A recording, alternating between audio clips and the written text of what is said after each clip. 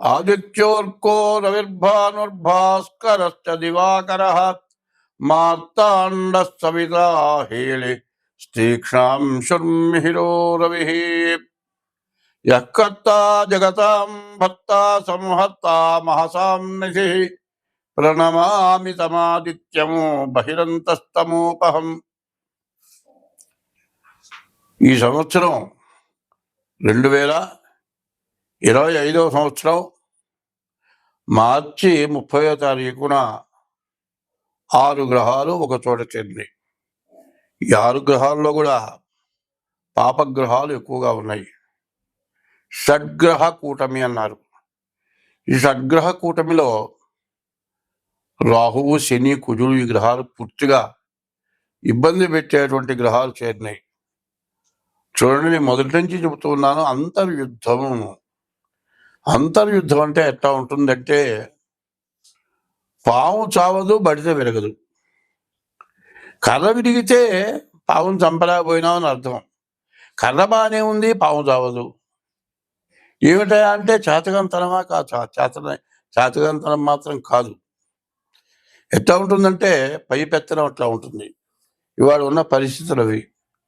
అంతర్యుద్ధాలు, ప్రపంచ దేశాల్లో రకరకాలైన యుద్ధాలు. మరి ప్రతి వస్తువుకి అధిక రేట్లు పలకటం, రేట్లు కావాలని పెంచడం జరుగుతోంది. దీనివల్ల చాలా ఇబ్బంది పడుతూ ఉన్నాం. మరి ఈ ఇబ్బందుల నుంచి మనం బయటపడాలి. చూడండి, ఇప్పుడు విపరీతమైన వర్షాలు. ఈ వర్షాలు ఎట్లా ఉన్నాయంటే దోమకాటు బాగా పెరిగింది. దీనివల్ల రకరకాల వ్యాధులు రావడానికి అవకాశం ఉంది. ఇవన్నీ కూడా ఎట్లా తప్పించుకోవాలి, ఏమిటి మన పరిస్థితి అనేది మనం పూర్తిగా ఆలోచించాల్సిన అవసరం బాగా కనపడుతుంది. మరి ఇప్పుడున్న పరిస్థితి ఏమిటి అంటే, భగవంతుడు తప్పితే, దేవుడు తప్పితే మనల్ని రక్షించేవాడు ఎవడు లేడు. ఎప్పుడు కూడా ఏమంటామంటే, మనం ఏది మన చేతిలో అయినంత వరకు కూడా అంతా నా వల్లే అవుతుంది అనుకుంటాం. మనం ఏది చేసినా, ఏ పని సాగనప్పుడు, ఏ పనికి కూడా చేయలేక అన్ని రకాలుగా ఇబ్బంది పడ్డప్పుడు, అప్పుడు దేవుడు గుర్తొస్తాడు. దేవుడు ఎక్కడన్నా ఉంటే మనల్ని రక్షించాలి. ఆ దేవుడి వల్ల కావాల్సిందే కానీ నా వల్ల ఏవి కాదు అనేటువంటి మాట అప్పుడు వస్తుంది. అప్పటిదాకా దేవుడు గుర్తురాడు. దేవుడు ఎప్పుడు కూడా గుర్తుండాలి. మరి సినిమాలో కూడా పాట రాశారు, జీవితమున సగభాగంబు నిద్దురకే సరిపోవు, మిగిలిన సగభాగంబు చిత్తశుద్ధి లేకపోవు, అతి నిద్రాలోలుడు తెలివిలేని మూర్ఖుడు, పరమార్థం కానలేక నిద్దురకే చెడతాడు. 24 గంటల్లో 12 గంటలు నిద్రపోతున్నాం. ఈ 12 గంటల్లో వయసును బట్టి చదువు కొంత టైం, చదువు అయిపోయిన తర్వాత ఉద్యోగంలో కొంత టైం, చదువు అయిపోయి ఉద్యోగం వచ్చిన తర్వాత పెళ్ళి అయిన తర్వాత భార్యతో కొంత టైము, తర్వాత తల్లిదండ్రులతో కొంత టైము, వచ్చిన సంపాదన ఎట్లా ఖర్చు పెట్టాలనే కొంత ఆలోచన. ఇట్లా పగలల్లా రకరకాలైన ఆలోచనలు వస్తూ ఉంటాయి. దీనికి ఒక పద్ధతి, ప్రతిదానికి కూడా ఒక టైం ఉంది. భోజనం మధ్యాహ్నం పూట చేస్తాం, మళ్ళీ రాత్రిపూట భోజనం చేస్తాం, ఉదయం పూట ఉపహారం టిఫిన్ చేస్తాం. ఇది సహజంగా ఇప్పుడు జరగాల్సిందే. జరగకపోతే ఏదో లోటుగానే భావిస్తాం. రాత్రిపూట నిద్రపోకపోతే, నిద్ర పట్టకపోతే ఏదో బాధపడతాం. అట్లాగే బ్రహ్మ ముహూర్తం అని ఉంది. తెల్లవారుజామున కనీసం 5 లోపల స్నానం చేసి 7 లోపల దైవాన్ని పూజించే టైం అదొక టైం. కనీసం 1 గంట, అది బ్రహ్మ ముహూర్తం అంటారు.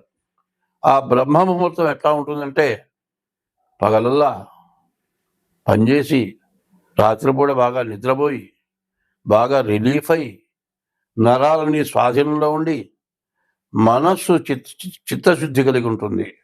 అప్పుడు లేచి శుభ్రంగా తల మీద స్నానం చేసి మనస్సుని చిత్తశుద్ధిగా పెట్టుకొని దైవాన్ని పూజించడం.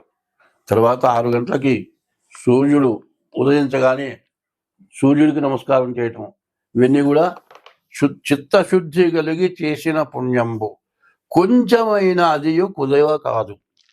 విత్తనంబు మర్రి వృక్షంబునకునంత విశ్వదాభిరామ వినురవేమ అని వేమన గారు చెప్పాడు. చిత్తశుద్ధి కలిగి భగవంతుడిని ప్రార్థించింది కొంచెం కాదు, చాలా పెరుగుతుందట. ఎట్లా పెరుగుతుందంటే, చిత్తశుద్ధి కలిగి చేసిన పుణ్యంబు కొంచెమైన నదియు కుదవ కాదు. విత్తనంబు మర్రి వృక్షంబునకంత. మర్రి విత్తనం చాలా చిన్నది, కాకో గదో ఏదో తింటుంది. ఆ విత్తనం తీసుకొచ్చి ఏ గోడ మీద వేస్తుంది. ఆ గోడ మీద పడ్డ విత్తనం మొక్క పెరిగి అది గోడ మీద నుంచి, ప్రహరీ గోడ నుంచి కింద భూమిలోకి వెళ్తుంది, బాగా పెరుగుతుంది. ఆ విత్తనం ఎట్లా పెరుగుతుందో మొక్క, ఆ కాకో గద్ద రెట్ట వేసినటువంటి విత్తనం మర్రి చెట్టు ఎంత బాగా పెరుగుతుంది. అట్లా మనం చేసినటువంటి 24 గంటల్లో 1 గంట భగవంతుడిని ప్రార్థించినటువంటి సమయం మనకు మర్రి చెట్టు ఎట్లా పెరుగుతుందో ఆ విధంగా మనకు మంచి వృద్ధినిస్తుంది. అయితే అటువంటి వృద్ధినిచ్చేదాన్ని మనం ఏం చేస్తున్నాం, ఆ టైంలో బాగా శుభ్రంగా నిద్రపోతున్నాం. రాత్రి 10 గంటల దాకానో 11 గంటల దాకానో పనిచేసి రాత్రి నిద్రపోతున్నాం. ఇంత నిద్రపోయి తెల్లవారి సూర్యుడు ఉదయించిన తర్వాత లేస్తావు. ఇక బద్ధంగా లేవగానే కాస్త కాఫీ తాగుతావు. పాచమొహం కడుక్కోకుండా కూడా కాఫీ తాగుతారు. అది కాదు, పొద్దున్నే లేచి దైవాన్ని, ఎవరి మతం ప్రకారం వాళ్ళ దైవాన్ని పూజించడం అది ధర్మమై ఉంది. కాబట్టి అది చేయకపోవటం వల్ల జీవితాలు మొత్తం చాలా నష్టం కలుగుతుంది. మనస్సుకు శాంతి ఉండదు. మనశ్శాంతి లేక ఎన్నో రకాలుగా బాధపడుతూ ఉంటారు. ఇది ఇట్లా ఉండటం వల్ల మనకు చాలా బాధలు పెరుగుతాయి. ప్రతి వ్యక్తి కూడా తెల్లవారుజాము లేవంగానే ముందు భూమి మీద కాలు పెట్టకూడదు. చేత్తో నేల తాకి ఆ నేల కళ్ళగద్దుకుంటూ సముద్ర వసనే దేవి పర్వతస్థల మండలే విష్ణుపత్ని నమస్తుభ్యం పాదస్పర్శం క్షమస్వమి. ఓ విష్ణుపత్ని లక్ష్మీదేవి, నిన్ను తాకుతున్నాను కాలుతో, నా తప్పు క్షమించమని దండం పెట్టి అరిచి చూసుకొని, కరాగ్రే వసతి లక్ష్మి, కరమధ్యే సరస్వతి, కరమూలేదు గోవింద, ప్రభాతయ కరదర్శనం అని ఈ చేతి మీదుగా లక్ష్మీ సరస్వతి పార్వతులు రుచుకొని కళ్ళకద్దుకొని అప్పుడు ఎవరైనా మొహం చూడాలి. తర్వాత స్నానం చేసి సూర్యుడికి ఉదయం బ్రహ్మస్వరూపము, మధ్యాహ్నంతో మహేశ్వరము, సాయంకాలం స్వయం విష్ణువు, త్రికాలవహ దివాకరం అని సూర్యుడికి నమస్కారం చేసి నీ ఇష్టదైవాన్ని పూజిస్తే నీకు ఎటువంటి లోటు భగవంతుడు కలుగ చేయడు. ఇది ముందుగా మీరు తెలుసుకోవాల్సిన విశేషమైన విషయం. వృషభ రాశికి శని చెప్పాలి అంటే దాదాపు ఏకాదశంలో ఉన్నట్టుగా చెప్పాలి. ఏకాదశంలో ఉన్న ఫలితాన్ని ఇస్తాడు. శని మాత్రం ద్వాదశంలోనే ఉన్నాడు, 12 ఉన్నాడు. కానీ వక్రించినందువల్ల 11, 12 ఉన్నటువంటి లక్షణాలు చూపిస్తాడు. కాబట్టి ఈ వృషభ రాశి వాళ్ళు కూడా శనికి 19,000 జపం చేయించుకోవటం, అభిషేకం చేయించుకోవటం ఇది చాలా అవసరం. తర్వాత పైన ఏంటంటే, ఈ రాశి వాళ్ళు ఎప్పుడు కూడా ఏ పని చేసినా చాలా జాగ్రత్తగా చేసుకోవాలి. వృత్తిలో కానీ ఎవరికైనా డబ్బులు అప్పు ఇచ్చినా డబ్బులు దక్కవు, డబ్బులు పోతాయి. ఈ రాశి వాళ్ళు వ్యాపారంలో చాలా జాగ్రత్తగా ఉండాలి.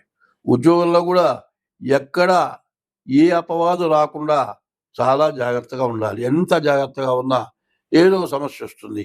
ఆ సమస్య నుంచి బయటపడాలి అంటే ఎప్పుడు కూడా ఎటువంటి తొందరపాటు లేకుండా అవతల వాళ్ళు ఎవరు ఏమన్నా మనం సర్దుకుండే లక్షణమే కావాలి.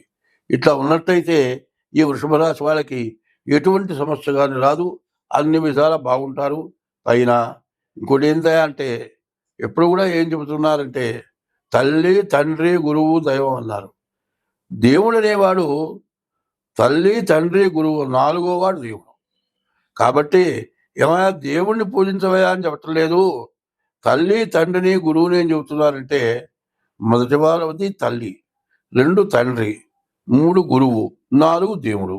కాబట్టి తల్లిదండ్రులకి ఉపకారం చేయకుండా, తల్లిదండ్రులకు అన్నం పెట్టకుండా, గురువుని గౌరవించకుండా, గురువుని పూజించకుండా, దేవుణ్ణి పూజిస్తే మాత్రం మీకు సత్ఫలితం రాదు. కాబట్టి ఏ రాశి వాళ్ళైనా కానీ, బాగున్న వాళ్ళైనా సరే తల్లిదండ్రులకు అన్నం పెట్టడం, వాళ్ళని ఏమీ అనకుండా జాగ్రత్తగా ప్రేమ చూడటం, ఇట్లా కాకుండా చదువు చెప్పిన గురువుని గుర్తుపెట్టుకోవటం, ఆ గురువు వల్ల నేను బాగున్నానని చెప్పుకోవటం, గురువు కనపడితే పూజించడం, నమస్కారం చేయటం.